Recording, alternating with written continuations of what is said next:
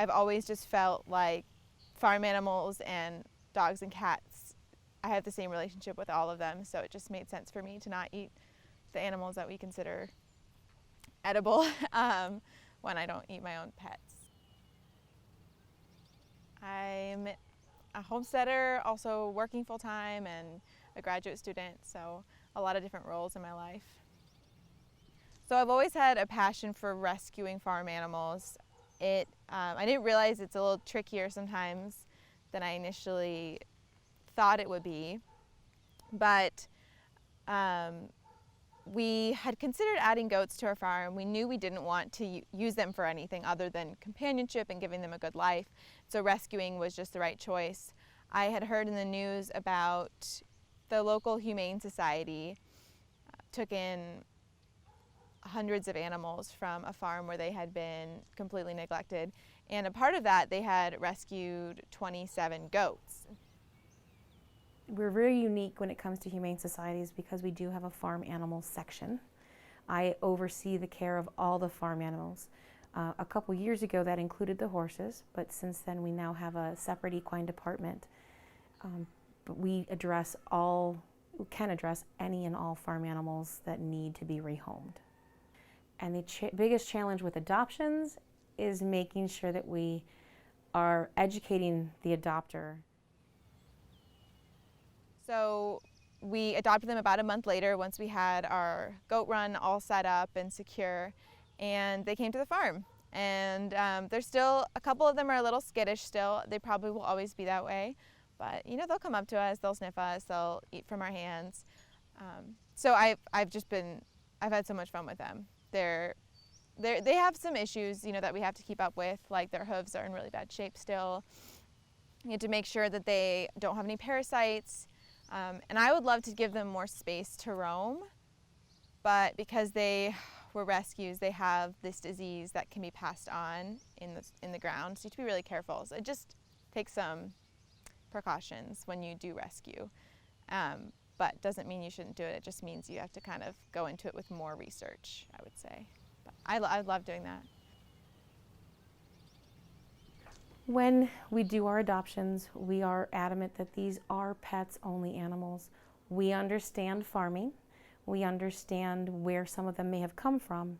But as an animal shelter, we want them to be in a good home the rest of their life, where they don't have to worry about being bred, they don't have to be worry about becoming meat, experimented on, or anything like that.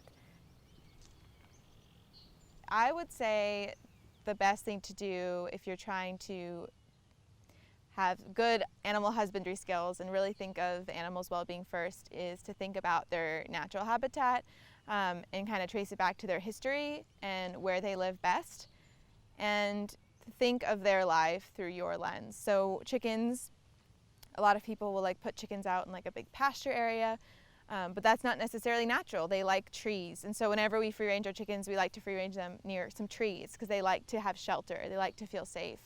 Goats, they love to climb, so we have a little goat house in there, and they all climb over the goat house, and they have a ton of fun doing it.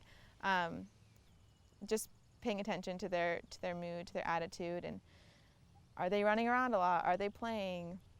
Are they eating well? And then mirroring their natural lifestyle. But if you're going to have animals, I think it's really important to know if you can afford it and if you have time for it, and to not let your heart lead, because if I let my heart lead, we would have way too many animals and we would not be able to care for them well. The animals are entertaining. Like even chickens, they're very fun to watch. You can teach them tricks. So there's all these different things you can do to engage yourself outside in the open air with your animals as opposed to sitting down and watching TV. So I like to think by adopting an animal, a farm animal, will help get people out and to do more things, be more creative. You know, it is tough because they can be expensive pets to have.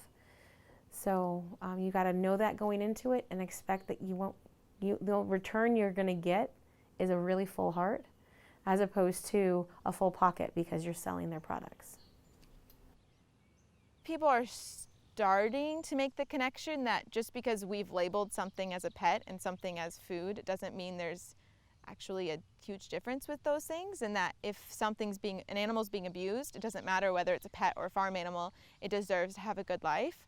So I think we need to make a shift with farm animals, thinking of them as more intellectually advanced and emotionally advanced, and understanding that they can experience harm and pain. Until we kind of understand that about farm animals, there's going to be thousands, millions that need homes, and it's just impossible to be able to provide them all with a safe space. So it's going to take a huge cultural change for that to happen, but I am grateful for the start.